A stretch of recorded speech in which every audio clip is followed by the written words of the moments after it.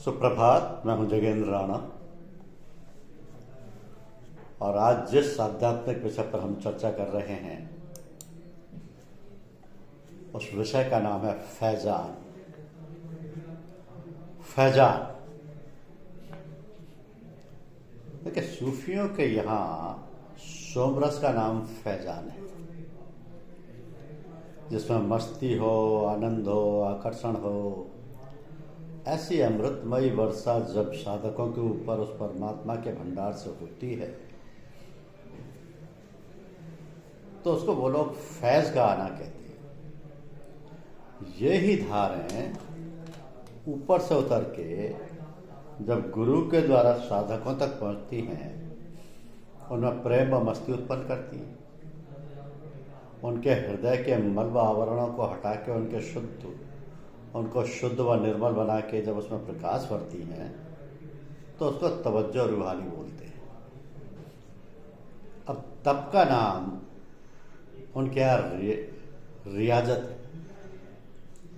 तो रियाजत से कुछ अपने को ऊंचा उठा सकता है, अपने को अधिकारी बना सकता है, परंतु गुरु के सत्संग में बैठ के जब तक गुरु की तवज्जो का पात्र वह अपने को नहीं बनाता तब तक उसका काम पूरा नहीं हो सकता। वह अमरलोक में नहीं पहुंच सकता, प्रभु का प्यारा नहीं बन सकता। ऐसा सूफियों का मत है। इसलिए सत्संग और तवज्जो, इन दो बातों पर ही उनके यहाँ बहुत जोर दिया गया है और इनका बहुत ही महत्व वर्णन किया गया है।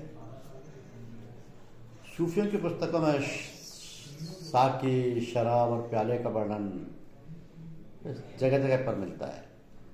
इनकी प्रशंसा में बड़े बड़े गीत गाए गए हैं। साकी को बड़ी बड़ी प्रार्थनाएं गाई हैं।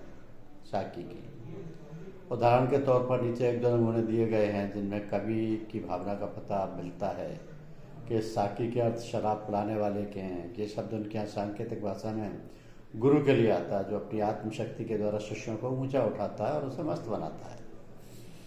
इसका ही नाम तवज्जो रूहानी है। तो इसको वह मैं अर्थात शराब कहते हैं। शराब के लिए प्याला भी होना चाहिए। वो शिष्य का दिल व हृदय है जिसमें वो इस मस्ती देने वाली धार को गुरु से लेके बढ़ता है और सदा के लिए मदहोश बनाता है। तो वो अमृतमयी धार गुरु की आत्मा से फूट के शिष्य के हृदय की छलनी में छन के जब उसके आत्मा पर प्रकाश डालती है और उसके ऊपर छाए हुए संस्कारों के आवरणों मलों को हटाती है तब शिष्य आत्मानंद में सराबोर हो अपने को भूल जाता है। तो प्रेम में विभोर हो किसी के लिए पागल बन जाता है। मजनू की तरह अपनी लैला के लिए दीवानगी सिर पर लाद लेता है। मस्तों की तरह अपने प्रीतम की तलाश में गली गली और गली कूचों में चक्कर लगाता है, होश खो बैठता है। इसलिए इस तवज्जो रूहानी का नाम शराब रखा है। कभी कभी ये मस्ती देने वाली धार गुरु के द्वारा ना आकर सीधी परमात्मा के भंडार से भक्तों के ऊपर गिरती है। तो प्रेमी पर प्रीतम की जब दया उमड़ती है तब वह अपने प्यारों पर अमृतमयी वर्षा करता है। उनके हृदय की तपन बुझा के उन्हें शांत रस से शीतल करता है। आकर्षण शक्ति द्वारा उन्हें अपने समीप खींचता है।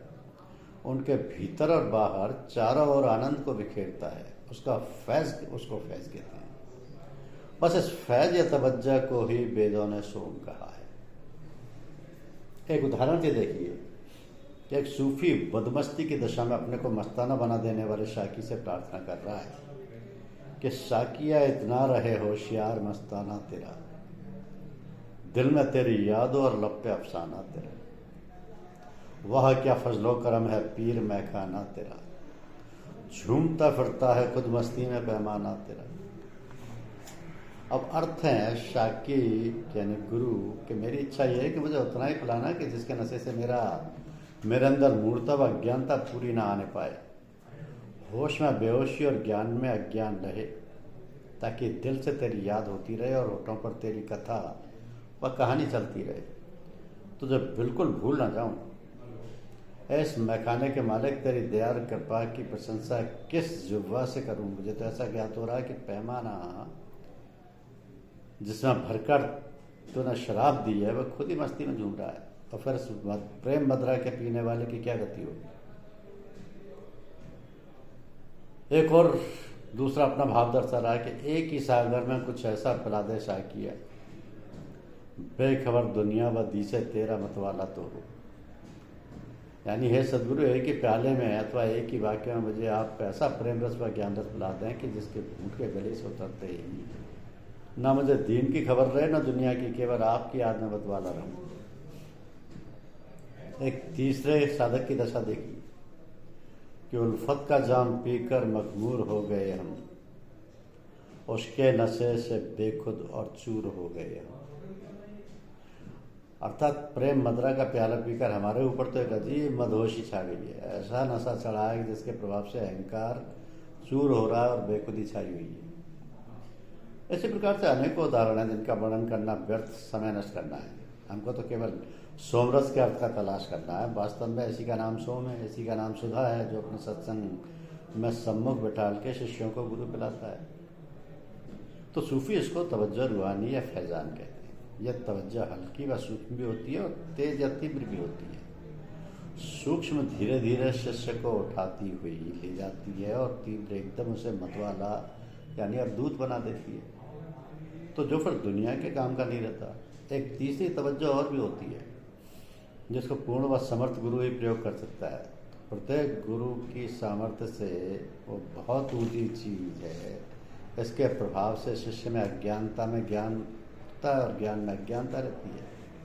तो होश में बेहोशी और बेहोशी में होश रहता है। भीतर उसके अंतःकरण में बेखबरी और मस्ती छाई रहती है और बाहर व्यवहार में उसे खबर रहती है। सब काम उसके ठीक होते हैं। इसका नाम ही समता व साम्य योग है, जो बिरले गुरु द्वारा बिरले ही शिष्य के भाग में आता है। तो ये सोमरस व तवज्जो का तीसरा भेद है जिसको अत्यंत ऊंचा व सबसे श्रेष्ठ माना गया। इन सब बातों पर गहरी दृष्टि से यदि विचार किया जाए तो परिणाम यही निकलता है कि सोम किसी बूटी का रस व हठयोगियों के कथनानुसार मस्तिष्क से टपकने वाली चर्बी नहीं है, बल्कि गुरु के सत्संग में जो शक्ति प्रवाहित होकर शिष्यों के ऊपर खींचती और उन्हें प्रेम और मस्ती प्रदान करती है, वही सोम है।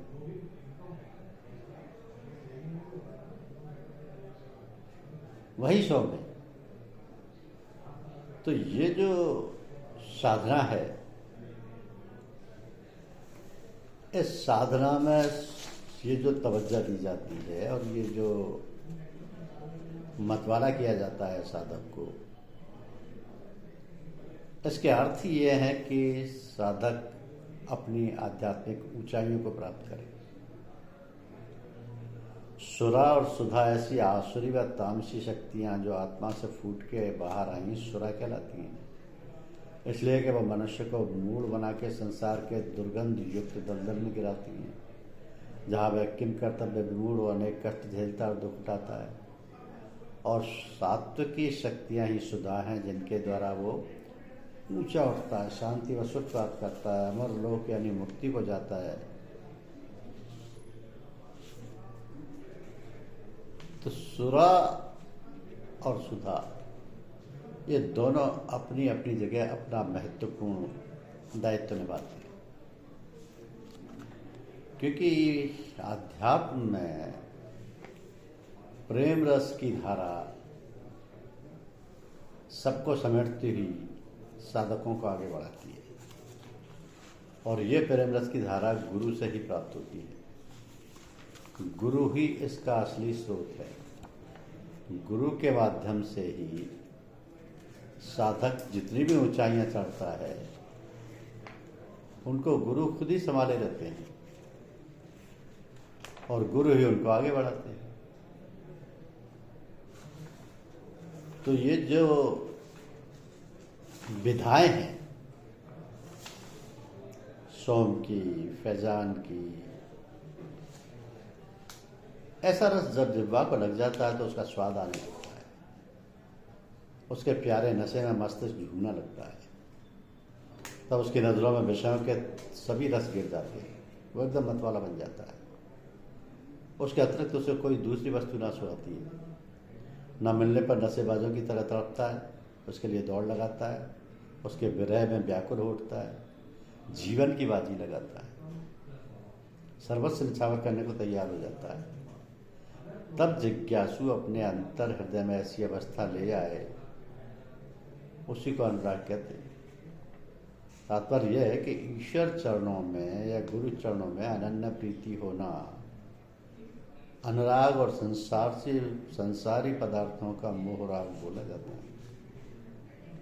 तो प्रभु के चरणों में सच्ची प्रीति का नाम अनुराग है। जिस प्रकार अभ्यास और सत्संग की सहायता से सच्चा द्रव्य रह करके हृदय में क्रमशः बढ़ता है, उसी तरह अनुराग भी धीरे धीरे अपने अंतर में जगह कर पाता है। वैराग्य जितनी जगह खाली करता जाता है, उतने में अनुराग स्वयं ही बिना प्रयत्न के बढ़ता जाता है। सत्संग और स्वाध्याय में या सत्संग और स्वाध्याय से इसमें बहुत कुछ सहायता मिलती है और जिज्ञासु जल्दी उसे प्राप्त कर लेता है। तो अनुराग की प्रथम अवस्था श्रद्धा बोली जाती है। श्रद्धा जब बलवती होती है तब उसका नाम भक्ति हो जाता है। भक्ति की भी प्रथम अवस्था में सकारात्मकता रहती है, सकारात्मकता रहती है। भक्त इहलोक व परलोक में सुख व अपने कल्याण का इच्छुक रहता है, पर आगे चलकर यही भक्ति निष्कामता में बदल जाती है। यह उनकी द्वितीय अवस्था होती है। इस द्वितीय अवस्था में भक्त अपने लिए कुछ नहीं चाहता। वह स्वर्ग नरक और मोक्ष में से किसी को नहीं चाहता, इंद्रासन को भी नहीं लात मारता है। फिर वह किसके लिए ये कर्म करता है, उसको वह खुद भी नहीं जानता। एक कर्तव्य है जिसको वो पूरा कर रहा है, अथवा स्वभाव है जो उस काम के करने के लिए मजबूर कर रहा है। इसी प्रकार बिना किसी लालसा के, बिना किसी इच्छा के उसके भक्ति के साधन निरंतर ही चला करते हैं। ऐसी निष्काम भक्ति जिज्ञासु को प्रेम क्षेत्र में ले जाकर खड़ा कर देती है। वहां पहुंचकर वो भक्त अपने चारों ओर अंतर में और बाहर में प्रभु लीला का अनुभव करने लगता है। प्रेम जल में स्नान कर शांति और शीतलता प्राप्त करता है। प्रेम रस को पान कर मस्ती में झूमने लगता है। प्रेम की अद्भुत छटा का दर्शन कर आनंद में विभोर हो जाता है। ऐसा रस जिह्वा को लग जाता है तो उसका स्वाद आने लगता है, उसके प्यारे नशे में मस्तिष्क झूमने लगता है। तब उसकी नजर में विषयों के सभी रस गिर जाते हैं, वो एकदम मतवाला बन जाता है। तब उसके अतिरिक्त और कोई दूसरी वस्तु नहीं स्वाद। लेकिन जब नहीं मिलने पर नशेबाजों की तरह तड़पता है, उसके लिए दौड़ लगाता है, उसके विरह में व्याकुल उठता है, जीवन की बाजी लगाता है। तात्पर्य है कि ईश्वर चरणों में अनन्य प्रीति होना अनुराग है, और ये अनुराग गुरु के माध्यम से ही होता है, क्योंकि गुरु ही उसको वो सोमरस पिलाता है, वही फैजान पिलाता है जिसमें उसको स्वाद आता है और वो झूमने लगता है। धन्यवाद। हरि।